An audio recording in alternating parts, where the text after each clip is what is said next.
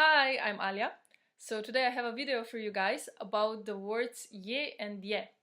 How you write these words is the same, so je, but how you pronounce it is completely different based on what you're trying to say.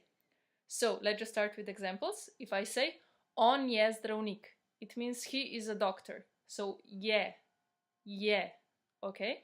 Or ona je učiteljica, she is a teacher, okay? Ona je učiteljica. On je zdravnik. So do you hear how I'm pronouncing the je here, right? Je. But if I say on je kruh, he is eating bread or he eats bread. On je kruh. Okay? On je zdravnik. On je kruh. Do you hear the difference, right? So you need to be careful when you are reading something. Just because it says je, it can, based on the context, it can mean he or she is eating, or he or she is something, right? Okay, so another example would be ona je Slovenka, she is a Slovenian. Or maybe you have a friend, let's name her Tina, okay?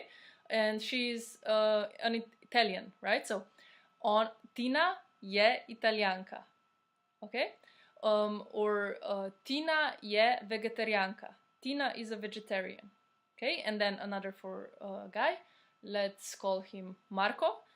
So Marko je samo meso. Marko eats only meat. Marko je. But if I say Marko je Poljak, Marko is a Polish person, right? Do you hear? Marko je Poljak, okay? Or Marko je Kitajec. Marko is Chinese, okay? So this was just a quick video about how you should pronounce these words. So I hope you guys enjoy it. And if you have any more ideas, please leave them down in the comment section below. I would really appreciate it. And I'll talk to you guys soon, yeah? Bye-bye!